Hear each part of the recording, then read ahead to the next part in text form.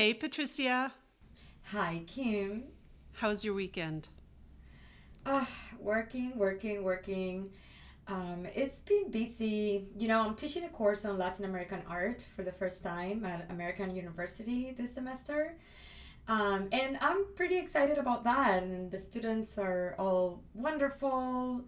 They all happen to be art history majors and minors, Oh, which wow. makes the discussions richer, and it's so much fun when that happens.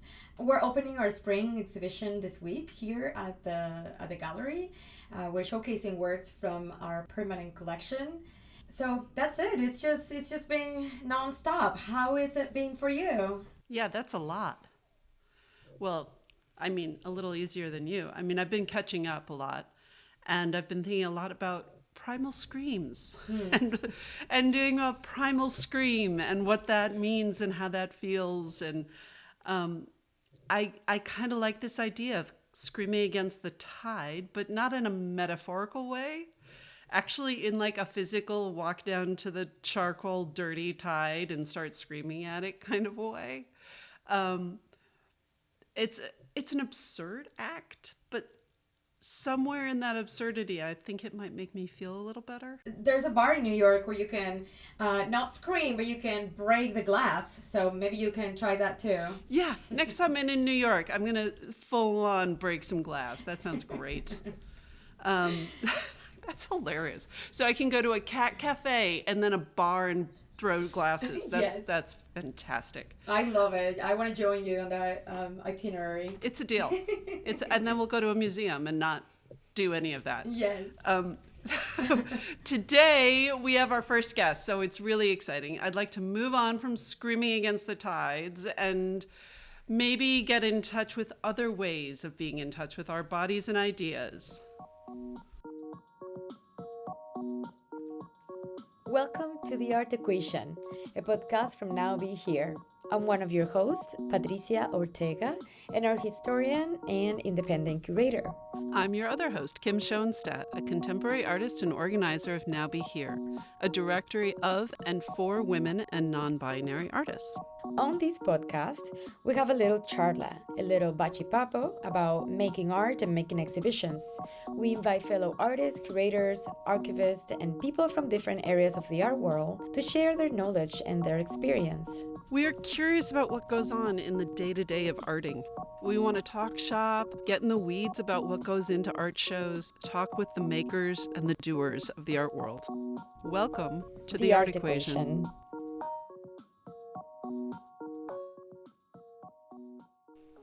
In today's episode, we are chatting with Lisa Diane Wedgeworth, one of the artists who participated in Now Be Here's Guest Curator initiative back in 2020. On that occasion, she was in conversation with art historian and professor Jordana Saggese, who is now the director of the Driskell Center for the Study of the Visual Arts and Culture of African Americans and the African Diaspora here at the University of Maryland. And I have to say that since then, I have been a huge fan of Lisa Diane's work. I remember back then I saw her abstract black and white paintings and I thought, oh my gosh, I need to know who this artist is and I need to learn more about her work. Isn't that so true? I love those moments when you like see the work and you're like, I want to know that person. I want to know more. I want to hear more. I want to get into it. And we're so lucky to have her back. I'm going to read a short bio for our listeners who might not know you, Lisa Diane. Lisa Diane Wedgeworth is a contemporary artist and cultural producer whose body of works include performance, video, and large-scale abstract paintings, prints employing mark making that interpret the psychological and spiritual and emotional energies. She earned her MFA from California State University, Los Angeles, and has exhibited her work in galleries and museums in Southern California, including the Orange County Center for Contemporary Art, Tyler Park Presents, Charlie James Gallery, and CAM, or the California African American Museum. She is both a 2018 Hermitage Artist Fellow from Inglewood, Florida, a 2020 COLA awardee, which is the City of LA Individual Artist Fellowship, and has participated as an artist in residence at the Camera Obscura in Santa Monica and the Georgia Fee Artist Residency in 2016, France. And that's just a few of her accomplishments. Welcome to the Art Equation, Lisa. Thank you. I'm happy to be here. We are so excited to get to talk to you, and we have some questions to kick this off. Yes. So, this is actually for both you and Kim to answer. And I was interested in the fact that you two have known each other since the very start of Now Be Here. Can you talk about that? Sure. Well, I think I remember receiving an email. That's how I found out about it. Like women were sharing these mass emails or selective emails to their friends. And I remember reading about Now Be Here, the short statement that came with it, or just the fact that women were gathering to be documented. And I was like, oh, I need to be a part of this. And I think in that email, there might have been a request for volunteers. And I'm always like, I'll volunteer before I even know what's going to happen. And I got there, and I think, honestly, part of the easiest things was, I'll register people in. I'm like, I'll sign people in. I wanted to sit down. I didn't want to move around. So, and I also thought it was strategic, because I thought, I'll have this list. I'll be meeting people. I'll see everyone who comes through, So that's what I did. People would tell me their names, and I'd see, I can't remember who at the moment, but maybe see someone like, oh, that's so-and-so. Or you'd see older women come in, and everybody's scrambling like, oh my God. And I was like, well, who's that? Why don't I know who this person is, Oh, yeah. I remember when Betty Saar came in, and everybody was like, right. But I guess I don't remember if I met you right when I got there. I remember someone else. So we got there early. All of the volunteers, we all got there like an hour early. And that's when we kind of got the news that the iPads that we were supposed to have access to didn't materialize. And we had to kind of scramble and print out lists and like reorganize like super last minute. But it was thanks to people like you that the whole thing kind of happened. What is the stereotype that women organize really well and get together? Because I think when I got there, the lists were already together, so I had no idea any of that happened. Yeah, we definitely. So you guys were on point. We had access to a printer, that's for sure. Yeah, so I just like. I'm glad you reminded me of that. I mean, of course, because I know Kim and her creation of Now Be Here, but I guess it's all just blended together because I'm like, well, when? Like, I just feel like we've always known each other now. Yeah. Like, that's well, what it has like. been almost 10 years. It's been 10 years? Yeah, 2016. Wow. So we're 1 year away from our 10-year. Wow. That's amazing. Time really does go by quickly. That is such a great story. I love that you have been with Kim and with Now Be Here from the beginning. And it's funny and interesting that when I came in 2020, I was thinking about artists I wanted to work with and I wanted to learn about. And I remember seeing your work and being like, I want to know more about this artist. And I told Kim, and Kim was like, oh, well, Lisa is just so wonderful. You're gonna love her. And it was funny because it's sort of we keep coming back to you and to your work, and Kim and I happen to be just huge fans of your work. And it was this also sort of the idea to bring you back also developed organically because we were like, we want to hear about what Lisa Diane is doing now. And so it was like wanting to catch up with you and wanting to hear where your work has gone since that time, since 2020 or 2021 when we last spoke to you, which was right after COVID. We were still in that time. So what are the updates? What do you want to share with us? What's happened since then? Oh, wow. Well, so much. Yeah. Literally, figuratively, physically, emotionally, mentally, like all of it. Where do I begin? Well, I guess the most recent thing, maybe I'll work backwards, or it'll unfold organically. My studio has moved from City Terrace to San Pedro. I'm now at Angel's Gate. So I left my studio in City Terrace at the end of the year, December of last year. It was time. I had gone through a very traumatic experience in 2022 where I survived my apartment burning down. Actually, then I wanted to pack everything up and just escape the world. My dream was to go to Mexico and do silversmithing and not come back. But I have a daughter here, my mom and everyone. But honestly, the reason why I didn't is because I told myself, you can't, you teach. Like, you have to be here. Like, that's a silly thing to consider. And so I stayed, and I would sit in my studio just hours, not making work. And then I'd make a new painting, the black paintings. And then I'd sit for a long time too, just gathering myself, you know. And that went on for some time. I did make work in 2022 and 2023. It was the lunch we had with Alexandra Grant. Yeah. And we went and saw a show. You'll know, I don't remember. Yeah, Samantha Thomas. Samantha Thomas was and working that was at Anat Egbi. Yes. And she was in conversation with a curator, Heather Harmon. Yeah, it was sometime during our lunch in that space after the artist talk where I mentioned to Alexandra about wanting to do something new. And she just said, well, do it. Like, give yourself permission. Like, it was so easy. And I was like, oh, I can. So I went to my studio, and right before I cleaned it up and did everything, I said, well, I have another black painting I need to make. And I made it. And I'm glad I did. And then I cleaned everything up and said, I'm done with these black paintings. There are other things that I need to do. And then I made some more because things kept coming up and I needed to make them. Right. But I was really at peace with giving myself permission to do something new.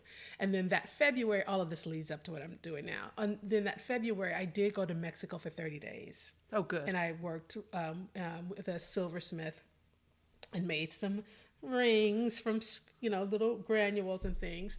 But I'm sharing all that to say, when I came back in 2024, I started making paintings very differently. When I make my black paintings, there's a lot of pouring. I rarely use a brush unless it is the shapes that I'm laying down, gesso or the black, acrylic and oil paint. So I started only painting with a palette knife. And it really opened up things for me. The scale of the paintings were reduced. They're 13 inches by 13 inches, using a palette knife, only 3 hues, mixing every combination of those 3 hues that I can get, and I'm making these works. And it was so freeing. That's actually a really interesting point, because one of the things I was wanting to ask you was, after your apartment fire, how did that affect your work? Mm-hmm. So it's interesting that you're talking about shifting so phenomenally from the large scale pouring. But it took a minute, right? Like, I talked myself out of it, right? Oh, interesting. I didn't give myself permission to do it.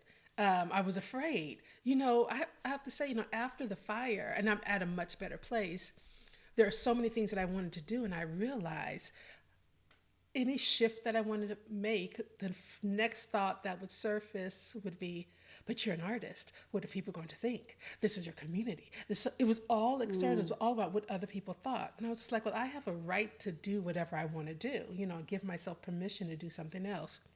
I still love those black paintings. I still have them in me. They'll come out again.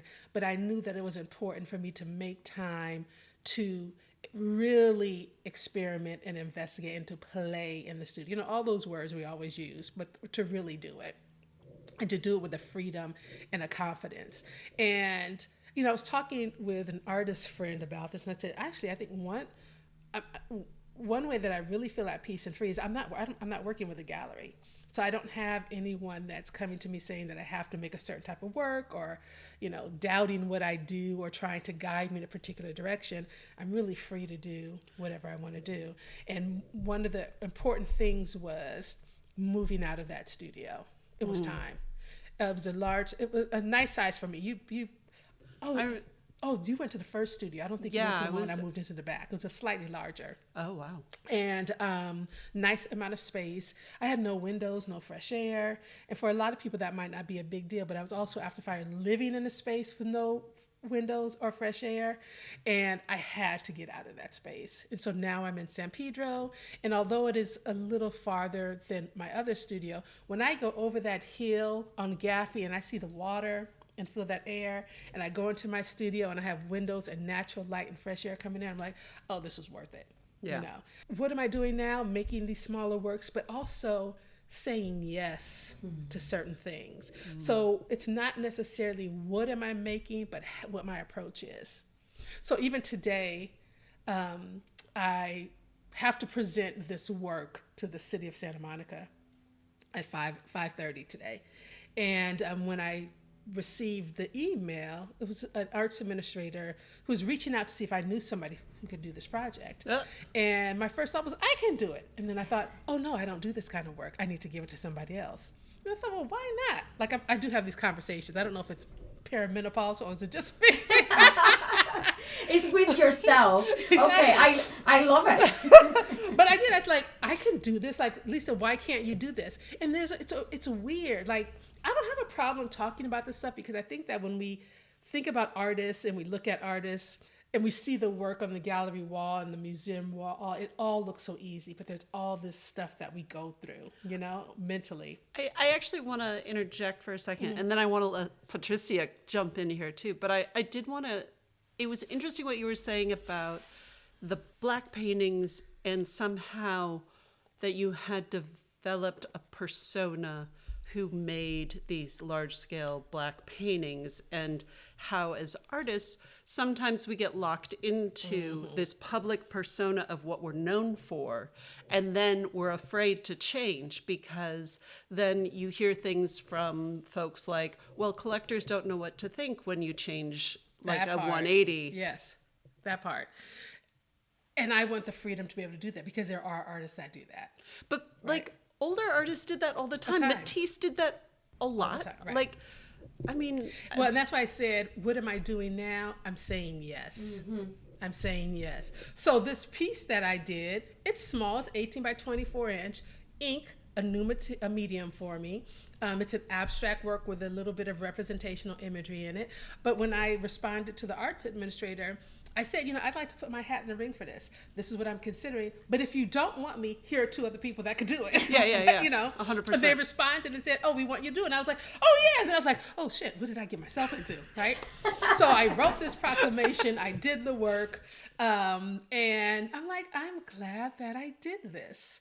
And I think that this saying yes is not really about other people. It is more about Lisa saying yes, knowing who you are, trusting yourself. Yeah. And like when you just mentioned about doing new work, I don't remember how you phrased it, but I think for me, and I can only speak for myself, there was a fear of, what if I make this new work and it's not good or people don't like it? Sounds like you have a very strong connection to those paintings. You said, I needed to make the black paintings. And then I'm thinking, Lisa, these paintings are masterpieces. These are some of the most incredible artworks that I've seen. I absolutely adore these works. So my question is, where do you go after this? And I guess that's probably a question for you, right? Like, how am I going to make work that's going to continue, right, being so amazing and so interesting, right? How do you keep it up? Well, that's a great question because how many of us really think all of our work is amazing and interesting? So I was in the studio yesterday and I met the artist who is literally right across from me. And I stepped out to get water or something because I don't have a sink in the studio. And she said, are you in the Valley of Suck? And I said, what? She said, the Valley of Suck, like, it starts here like, yeah, this is amazing. Oh, this is pretty cool. Well, this works to, oh my God, this is horrible. Oh, I really suck. And I was like, I said, that's my rotation, like this whole month, right, while I'm working on this project. It took me forever to get to a place where I'm like, okay, this is it. Because I was like, this is amazing. I can do this. And it was like, oh, this is horrible. Why did I even say that I could do this? That's so relatable. Oh my God. So I love the black paintings. Do not get me wrong. I love the black paintings. Hey, I'm keeping this conversation real because I'm sure there are other people who think of this too. I don't have a gallery that represents me. I don't have people visiting my studios, buying them off the walls like other artists have, the experience that some other artists have. I do look at my work and I'm like, this is dope. And sometimes I'm looking at it and I'm like, you know what? I just made them for the collective that's not here yet, So that's how I have to think. And then sometimes I have that thought that scares me. And I'm like, oh my God, what if I'm one of those artists who I'm 90 years old? And then this 22-year-old curator shows up like, we've been looking for you. And I have like 20,000 paintings because I've just been working all this time. you know? Well, and that's not uncommon for women artists. That's kind of our trajectory. Yeah. Like, that is a perfectly reasonable thought. And I'm like, oh no, You're please. not that disconnected from reality is the sad part.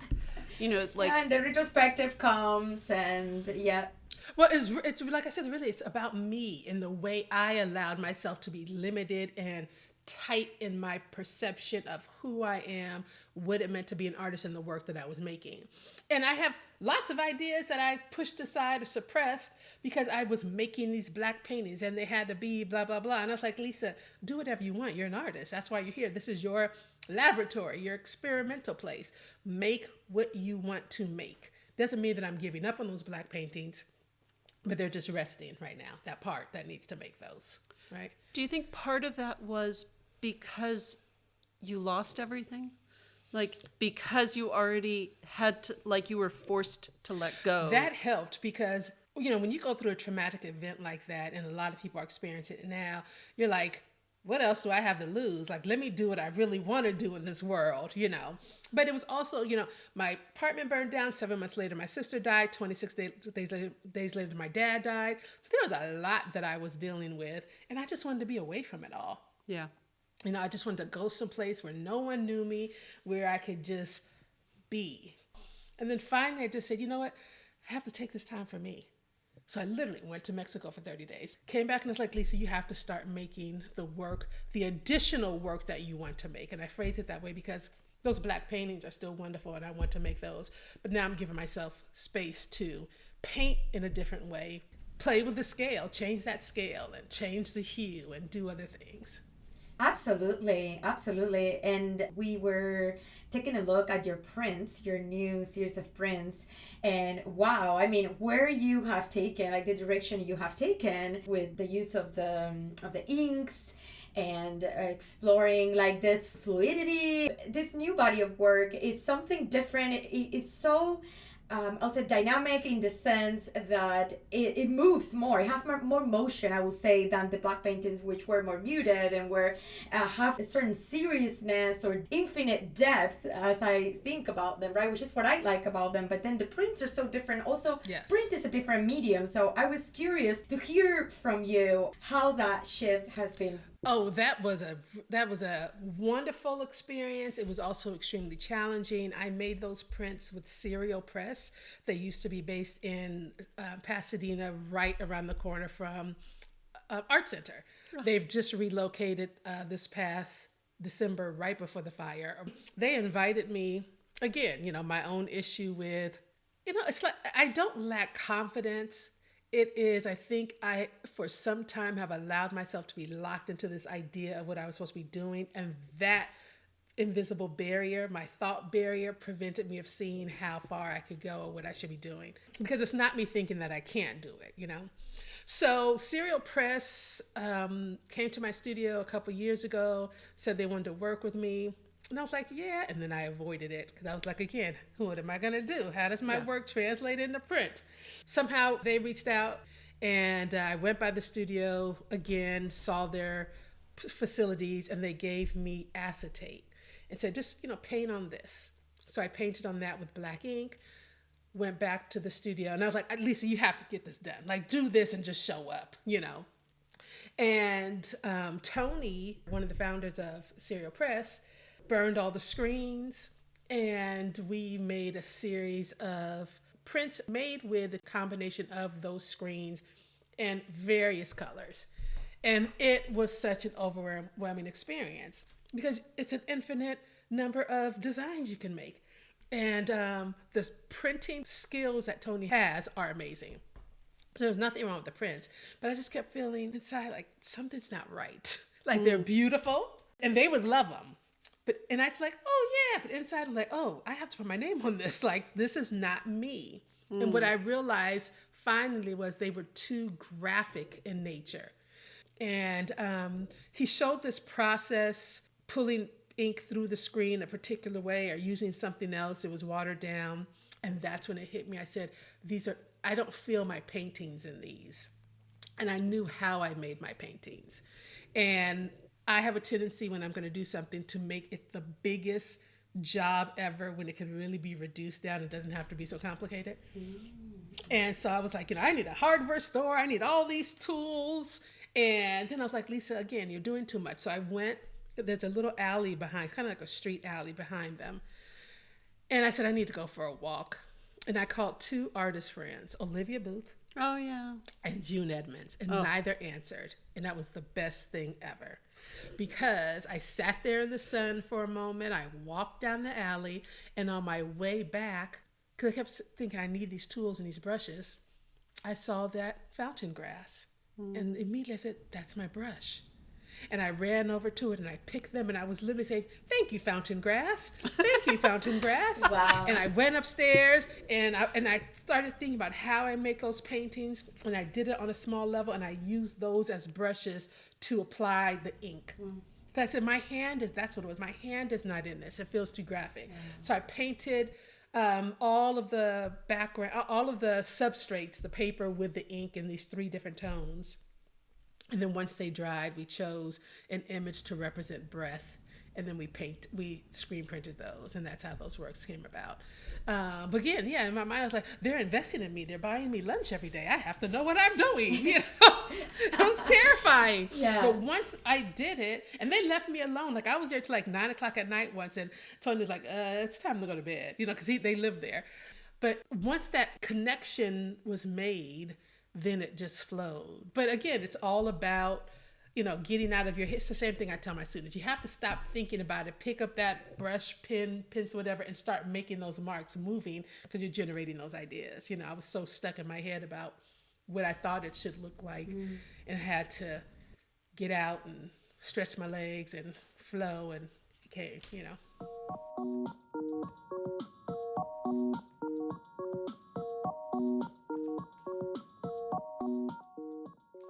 I want to ask you another question that I had thought about and also has to do with something you addressed during that interview back in 2021, which is about the role that the body plays in your work. It was central to the Black paintings, and now these prints have this theme of breath and breathing, and again, back to the body. Tell us about that. I've always been one who's been aware of myself, my body in space. And I don't mean outer space, but I mean in the spaces that I occupy. And I think not in an arrogant way, but I have things to say and how my life experience and the way I've engaged with space and people and things are really important. And maybe this is my own self-therapy, getting them out and working things out and painting things. But I think my story is important. And by making work informed about literally my body or the experiences I've had are my way of making them permanent. There's a part of me, and ever since childhood, that loved writing. And I wanted to be a writer. And I wish I had developed those skills early on. Not that I can't do it now, because I am writing something about my experience in the fire. Not the fire itself, but some things I observed about dwelling in houses and homes. But my father was a writer, an unpublished writer. And this is my way of, I think, writing, just visually, Sometimes I use words, literal text in my work, but I think this is like, I'm writing in a different format, telling my stories. That is quite amazing. Yeah, quite a beautiful thought. And I actually write a lot about the relationship between painting and writing as two activities that are connected. Text and texture share the same root word. So there is that connection, and I love thinking through that. And this also reminds me, I wanted to touch upon your conversations about abstractions, which people can find on YouTube because you thoughtfully archived them all up there. Yes. Thank you. I took a really long break from that, and it's something that I'd like to return to. I was doing it. I'm sitting here, and you guys have an amazing setup and are so organized. You have your everything. I was just like, brush my teeth. I got to get on. Like, who's coming up next? But it's a lot of work for one person because, you know, I have the interviews and then I have the Instagram page and I was researching abstract artists from around the world and writing blurbs and researching photos. It just became a lot. To alleviate that, I did reach out to artists and say, hey, would you like to take over the page for a week? Yeah, right. You know? But again, I think it has to do with my love of conversation and storytelling and making space for people, creating community. And that is a really wonderful project that I'd love to revisit. Can you tell us a little bit about it, though? Like, Yes. where was it coming from, and why did you feel like there was a need to have conversations about abstraction? Right. So I was awarded the 2020 COLA Fellowship. Right, the City of Los Angeles Artist Fellowship. Yes. And it's one of the trifecta grants for LA artists, by the way. And so Stephen Wong was, I guess, one of the curators or the curator. So anyway, Stephen Wong comes to my studio with two other people and we're talking and he asks, what conversations are you having with other abstract artists? And I feel like he said, what conversation are you having with other Black women abstract painters? And I was like, well, outside of a few friends, I'm not. So I immediately reached out to a handful of Black women painters who were working in abstraction and said, let's have a conversation. What does this mean? Blah, blah, blah. And we had a private conversation on Zoom and just talked about our experience as abstract painters, those who have come before us, when we learned about these artists, a variety of things. And then we were like, oh, this is great. We should have this conversation and invite people to listen. And we did. And then I said, well, I want to have this conversation with other people and let's share this space with other people. So I specifically started reaching out to anyone, but I definitely knew that I wanted to include voices that were historically marginalized or omitted from the Western canon. So I believe the second conversation was with Rosanna Barbarian, and I'm not prepared for this question. That's so you guys can look at, yeah. We can all people. You can find it on YouTube. And we'll put a link in the. So an episode Iranian notes. artist and an Armenian artist who talked about abstraction and textiles in their culture. And then I had one with Asian artists, and then there was a show at Woodbury University, the Nan Ray Gallery. And I believe all those artists were like, over 50 or over 60. So I had this conversation about that work, but also being an artist who is mature in age. So I spoke to people of varying walks of life, and it was really interesting. What were some of the common grounds when it came to the experience of African American women abstract painters? Well, one of the common grounds was that oftentimes, because the work is abstract and there are no black bodies in the work, and I'm putting up quotations, that people want evidence that a Black person made this work, which is a shocking thing to hear. They want evidence. So like, what is it that we're supposed to put in the work to make it Black? I heard that from someone in the studio. I said, well, do you see that black triangle? That's a Black body, So we have very successful, well-known abstract painters who are African American or of the African diaspora or who are African. Like, what evidence do you need? Why can't you accept the work and the quality of the work and the innovation in the work or the beauty in the work with the hand that's made it without what you believe evidence, that you believe there should be a particular type of evidence in this work. Right? And that was concerning. Yeah. When I heard that. And it's not the first time that I heard it, Interesting. Yeah.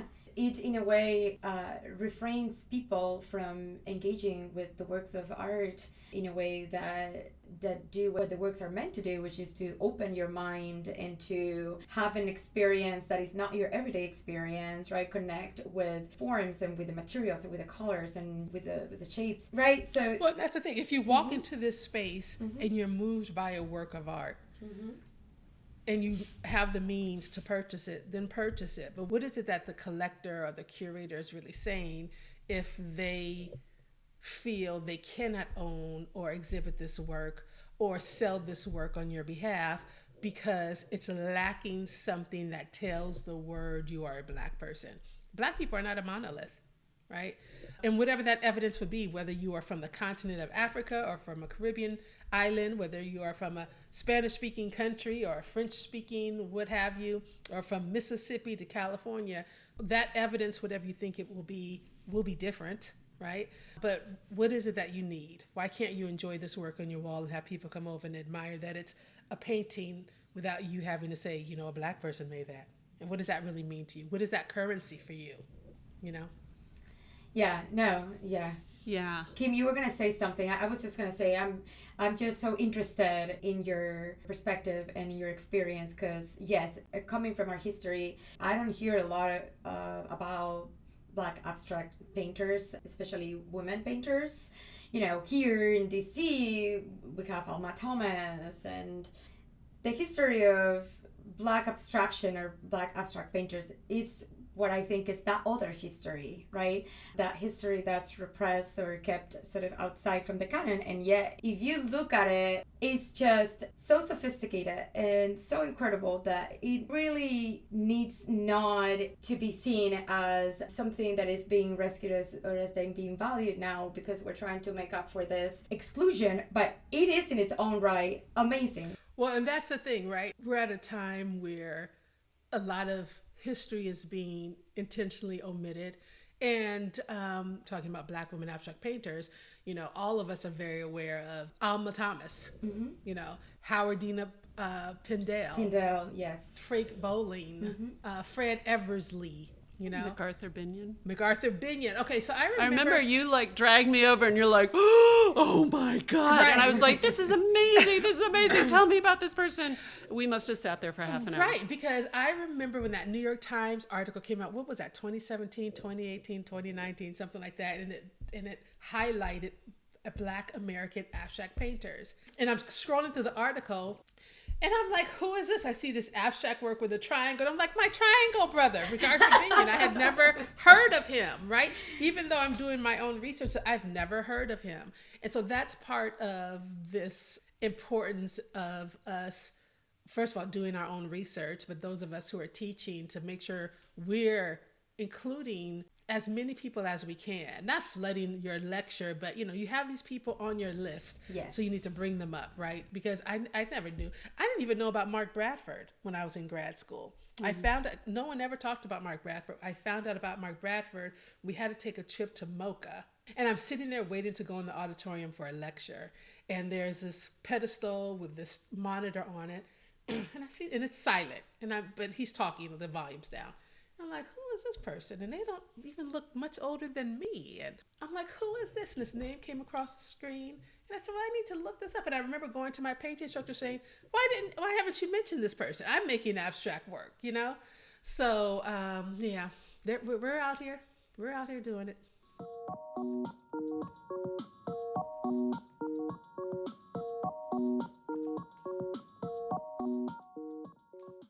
Part of my saying yes is Lisa focusing on herself now. Mm-hmm. Well, that's right. And that doesn't mean that I don't make space for people or can't do wonderful things, but it has felt so good. So I moved out of my studio this past December, had the space in San Pedro a little bit before that, but you know, I'm teaching and doing things. So I can't really get into the space like I want.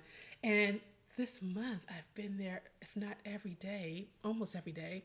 And I'm staying until like 9:30, 9:45 because they do close the gate at 10, so I don't want to get locked in. Don't get locked in.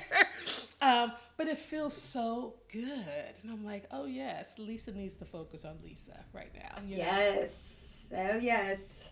And that's an important thing. I mean, I think this is like, for lack of a better word, but the fuck it 50s, right? Yes. Where you just get What to is this that? point, you're just like, no, me, Yes. now.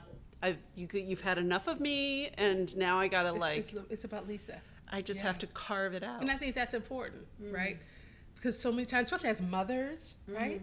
Well, I We think give so much away. I mean, and that's a job that we want to do, right? But I just mean, you know, I'm teaching, so I have all the students who I'm giving counseling to and guidance to, and helping them work through their insecurities, fears, and concerns. And then I have a daughter who I love, who's out of state, so I'm worried. Like literally, the phone call, like, oh goodness, you know, please don't let this be a call that something happened. Like that's always in your mind, you know. It's like I need this space for me to really get the work out that I need to.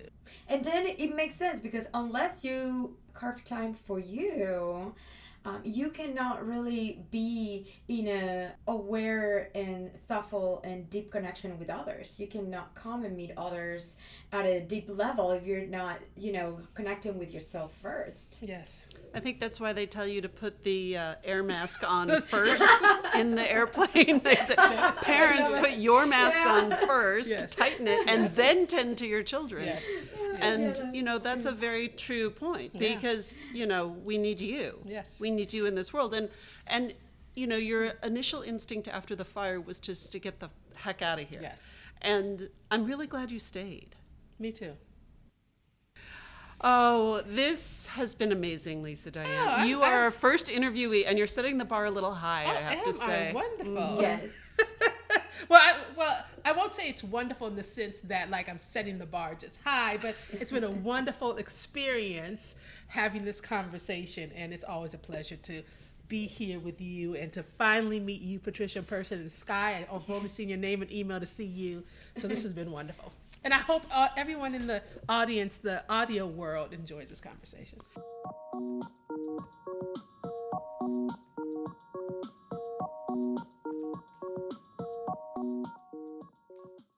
So we're going to introduce a segment at the end that we're going to bring back for each guest. Okay.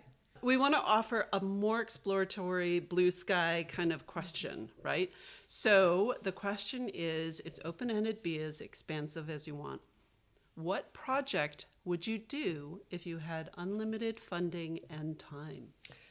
Okay, if I had unlimited funding and time, it would be, I'm probably cheating here, a life project, because there are a couple of things I wanted to, so I'm going to cover it.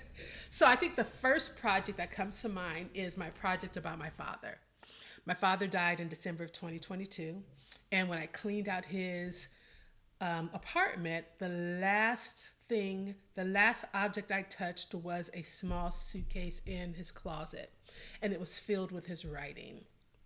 Most of it, I still haven't read all of it, but most of it is incomplete. But there's some really great character cards that he wrote out, various versions of unfinished novels that are wonderful. And so I started this project where in Los Angeles, I realized he lived within a 5-mile radius with kind of a Western, at that time in the 70s, kind of like, not just but like an epicenter, I would say, maybe for Black Angelenos.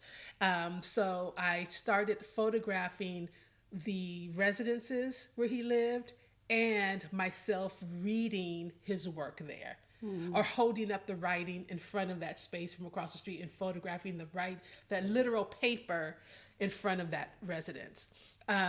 So there are about 10 that I need to do. And actually I've been talking to a photographer and I need funding. So if I had all the money in the world, that's a project I do. And then another would be to get one of those, tricked out vans that you could drive across the country. And I want to drive around to each state and make paper mache sculptures of people that I meet. Like just meet people randomly and then make a paper mache bust of them. Hilarious. That would be amazing. Right? I love it. Yeah, I think those two to top my list.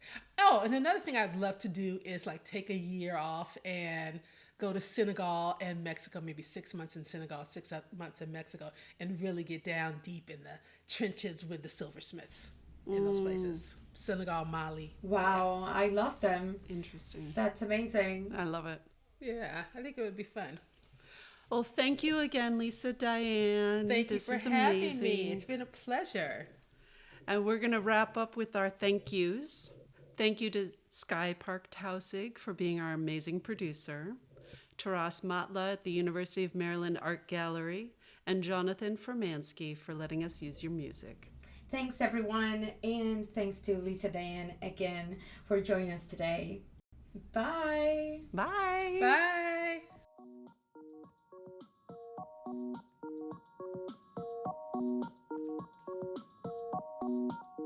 We are The Art Equation. You can find us wherever you listen every other Thursday. Thanks for being here with us. We'd really love to hear your thoughts. So please subscribe And if you have a moment to leave a review, it really helps us out. We love the feedback. Talk to you soon here on The Art Equation. The Art Equation is a podcast from Now Be Here with support from the University of Maryland Art Gallery. Now Be Here is a directory and resource created by and for women and non-binary artists. You can find more information at www.nowbehereart.com.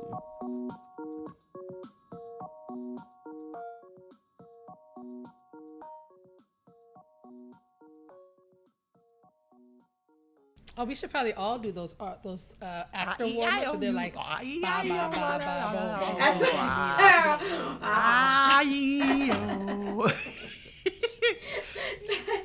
la, la, la, la, la. This is going at the end.